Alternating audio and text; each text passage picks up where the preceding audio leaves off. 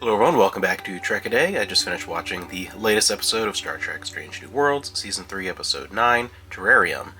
And this wasn't half bad. Far from perfect. I will be talking about some of the negative and some of the just sort of unexciting elements of it, but it wasn't all bad. It's kind of rests in that area that's becoming the norm, sadly, for the episodes of Season 3 that aren't outright terrible, is that it was just kind of okay.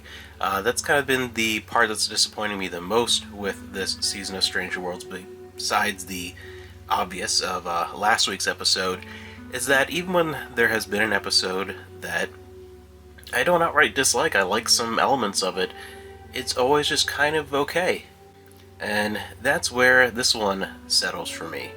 While on a brief but possibly dangerous survey mission, Ortega launches a buoy and is about to come back home to the Enterprise from the shuttle that she's piloting when an unexpected wormhole pops up and she is trapped on an alien planet. And who does she meet? As she struggles for survival and hopes for rescue, but a Gorn. And this is where we very immediately get into sort of the mixed bag of the episode, is that this is the enemy mine story, the World War II film Hell in the Pacific, that quest for understanding in the face of survival between two very different people from very different worlds who have trouble communicating. It's something that has become a bit of a sci-fi trope. Star Trek itself has done this many times before. So it's a bit of a double-edged sword here, where it is something very unoriginal, but at the same time, it's one of those tropes that is used again and again because when it's written well, it actually works. It's actually one of those kind of old standard setups for storytelling that I kind of like, even though again, it's one of those things where it's very unoriginal, but at the same time, it didn't do a bad job of pulling off this very familiar story. And we also have the very familiar element from Star Trek that's used over and over again, particularly in TNG, where there is sort of a dual mission at hand. They are pressed for time and need to kind of leave someone behind, and dealing with that choice.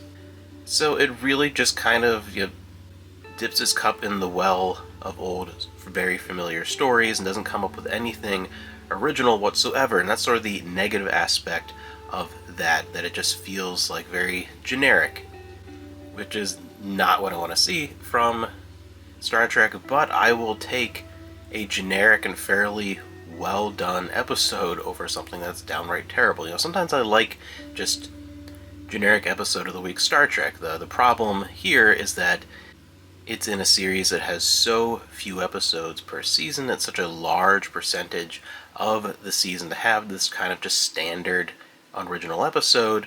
It highlights that more, I feel like. But like I said, there was nothing really wrong with it from the aspect of the filmmaking. I thought that the editing, again, was fine. Visually, I liked the planet. I thought the performances, this was one of the better episodes of the season. I really liked Uhura in this one, and the balancing of her more emotional aspect with Una being the more logical and practical, but neither being dismissive of the other. I felt that actually played well, so there was some good to some of the writing within the episode, and Ortega's getting one of the rare chances, I've talked about this before, to actually be more than just I fly the ship. I had a book review of one of the more recent Star Trek Strange New Worlds books, which have all been pretty good so far. There's a new one coming this fall that I'm looking forward to, where it really showcased her character, and I feel like that, at least, I liked having a character that doesn't seem to get the greatest amount of screen time get their chance, and she did a good job as well. And it seemed in a weird way like it was kind of admitting and correcting its own errors within Strange New Worlds, within the idea of the depiction of the Gorn. I've talked about this many times, where I have not liked the way that they have altered the portrayal of the Gorn as just these kind of mindless monsters, and how that's sort of at odds. The reaction to a lot of it has been kind of at odds with what you see as the Starfleet attitude towards very different non-human life. It's been kind of back and forth. Some of the Gorn stuff's been good, some of it's been really iffy to where I kind of wished it was not a familiar species, that they're just kind of revamping in a weird way. And here they get a little more into that idea, especially with, obviously I'm expecting that you've watched the episode before, getting into this with Lon coming eventually to the rescue and just kind of shooting before asking questions later. A very non-Starfleet thing, but it ties into both her own past and personal trauma and the overall idea of how Starfleet has been reacting to the Gorn, which is brought about by the appearance of Metron and showing that humanity still has some maturing to do, some growth to go through, but at the same time this is again just sort of rehashing old ground in a way that doesn't feel exciting. I didn't feel that the Metron was a necessary element, and it did an okay job getting its messaging across. I don't have a problem with retreading old ground, because sometimes these tried and true stories can still make for an engaging way to look at some characters and use something that's worked before, make it work again. That has happened many times in many different franchises, and Star Trek included, where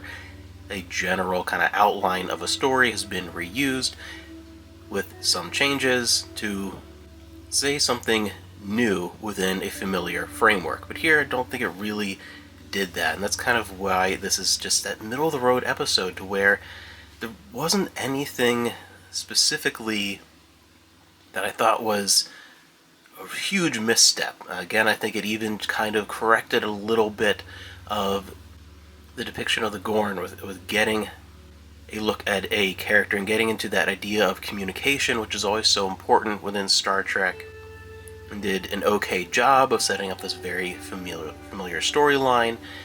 I don't think there was really anything in here that was just outright bad. Everything was just sort of very standard and somewhat forgettable overall. And it felt like a very forced way of trying to make it a prequel to Arena, kind of leading into TOS. It didn't feel very well thought out, is what I think I would say the most here. I think the actual implementation and production of these ideas was solid. It's just that the actual ideas and the writing behind it just weren't that great. So the gist of it is, really, was there anything super bad? No. Anything super great? No. It was just kind of okay.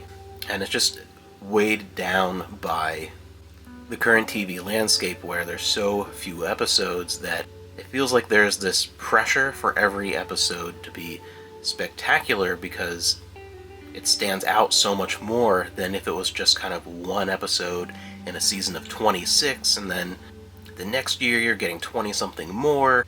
When an episode is just, oh, that was just kind of okay, it doesn't stand out as much in that context versus in today's TV landscape, where it's 10% of the season, and you might have to wait more than a year to get another season.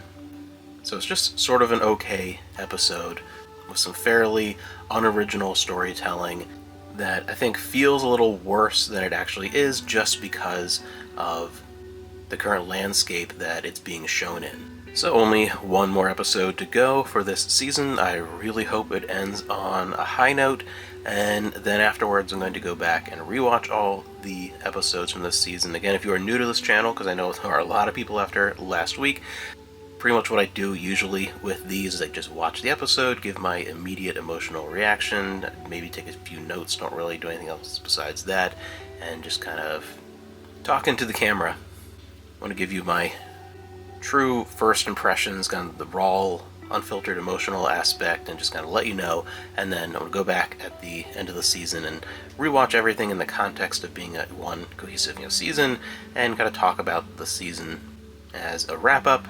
So I will be seeing you again in the next video, as I have a few more things kind of lined up that I want to record over the weekend and have coming out over the weekend and into next week, and then we'll eventually get to this last episode of this season of Star Trek Strange New Worlds.